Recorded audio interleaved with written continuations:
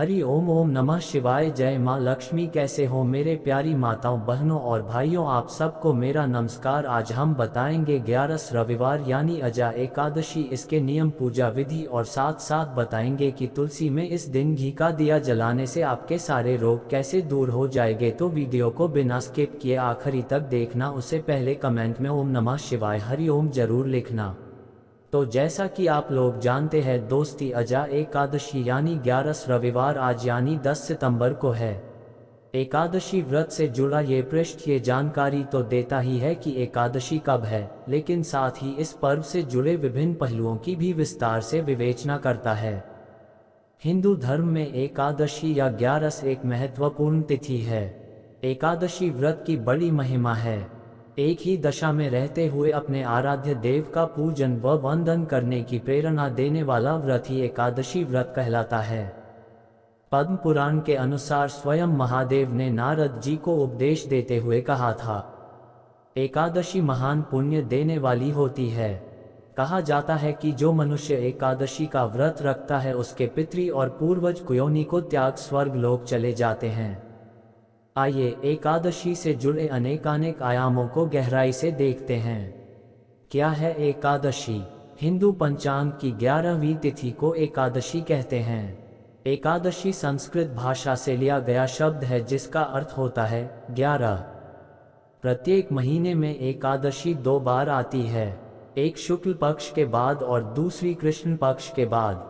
पूर्णिमा के बाद आने वाली एकादशी को कृष्ण पक्ष की एकादशी और अमावस्या के बाद आने वाली एकादशी को शुक्ल पक्ष की एकादशी कहते हैं। प्रत्येक पक्ष की एकादशी का अपना अलग महत्व है।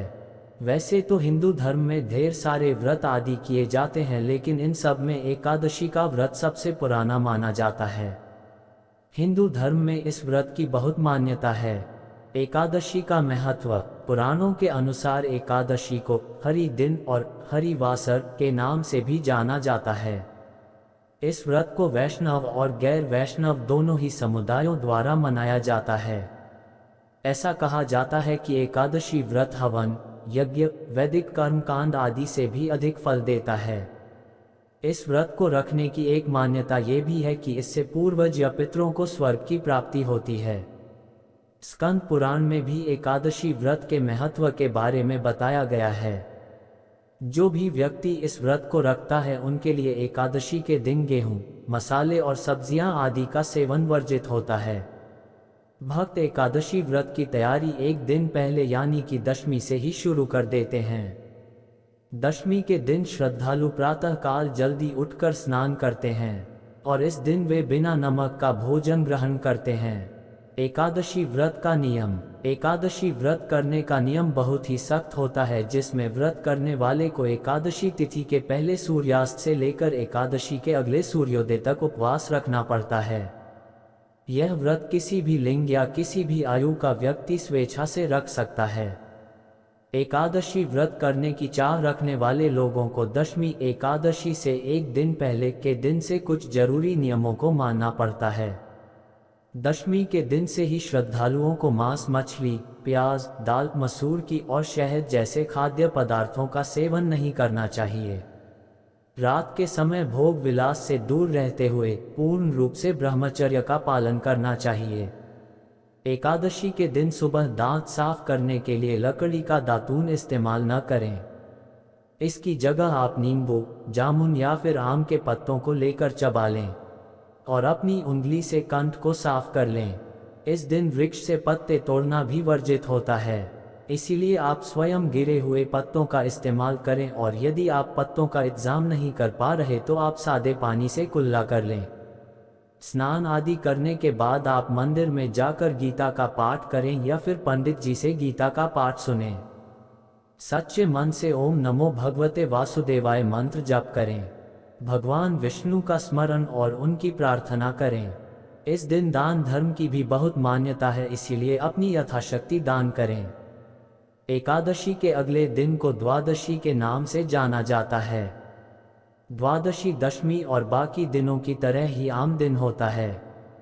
इस दिन सुबह जल्दी नहाकर भगवान विष्णु की पूजा करते हैं और सामान्य भोजन को खाकर व्रत को पूरा करते हैं। इस दिन ब्राह्मणों को मिष्ठान और दक्षिणा आदि देने का रिवाज है।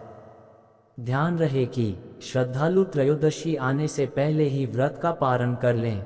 इस दिन कोशिश करनी चाहिए कि एकादशी व्रत का नियम पालन करें और उसमें कोई चूक ना हो, और मसालों का प्रयोग अपने व्रत के भोजन में कर सकते हैं। ताजे फल, मेवे, चीनी, कुट्टू, नारियल, जैतून, दूध, अदरक, काली मिर्च, सेंधा नमक, आलू, साबूदाना, शकरकंद। एकादशी व्रत का भोजन सात्विक होना चाहिए। कुछ व्यक्ति यह व्रत बिना पानी पिए संपन्न करते हैं, जिसे निर्जला एकादशी के नाम से जाना जाता है। एकादशी को क्या न करें? वृक्ष से पत्ते न तोड़ें, घर में झाड़ू न लगाएं। ऐसा इसीलिए किया जाता है क्योंकि घर में झाड़ू आदि लगाने से चींटियों या छोटे छोटे जीवों के मरने का डर होता है, और इस दिन जीव हत्या करना पाप होता है। बाल नहीं कटवाएं, ज़रूरत हो तभी बोलें, कम से कम बोलने की कोशिश करें।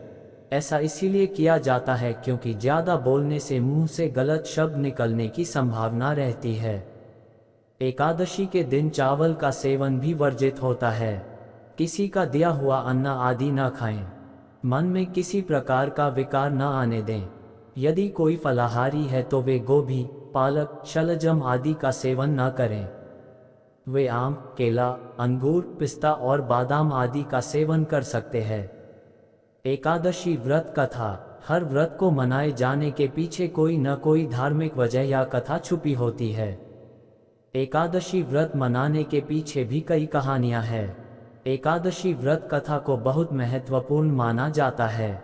जैसा कि हम सब जानते हैं, एकादशी प्रत्येक महीने में 2 बार आती है, जिन्हें हम अलग अलग नामों से जानते हैं। सभी एकादशियों के पीछे अपनी अलग कहानी छुपी है। एकादशी व्रत के दिन उससे जुड़ी व्रत कथा सुनना अनिवार्य होता है। शास्त्रों के अनुसार बिना एकादशी व्रत कथा सुने व्यक्ति का उपवास पूरा नहीं होता है। एकादशी को तुलसी में दीपक जलाना चाहिए या नहीं? हिंदू धर्म में तुलसी के पौधे की बड़े सम्मान के साथ पूजा की जाती है, क्योंकि इन्हें देवी का दर्जा प्राप्त है, परंतु इनकी पूजा करने के भी कुछ नियम होते हैं जिनका पालन करके ही पूजा की जाती है। आगे आप जानेंगे कि किस समय तुलसी की पूजा नहीं की जा सकती है। हिंदू धर्म के शास्त्रों के अनुसार तुलसी पर जल एकादशी, रविवार और सूर्य ग्रहण और चंद्र ग्रहण के समय नहीं चढ़ाना चाहिए, और इन दिनों तुलसी के पत्तों को तोड़ना भी वर्जित है, वरना यह आपके लिए अशुभ हो सकता है और आपको दोष लग सकता है, क्योंकि इस दिन तुलसी माता का निर्जला व्रत होता है। आप एकादशी को तुलसी में देशी घी के दीपक लगा सकते हैं। घी के दीपक की नियमित रूप से शाम के समय तुलसी पर जलाने से आपके सारे रोग कष्ट खत्म हो जाते हैं। इसी के साथ वीडियो में बस इतना ही। वीडियो में दी जानकारी अच्छी लगी तो एक लाइक करें और चैनल को सब्सक्राइब करना न भूले। जय श्री राम।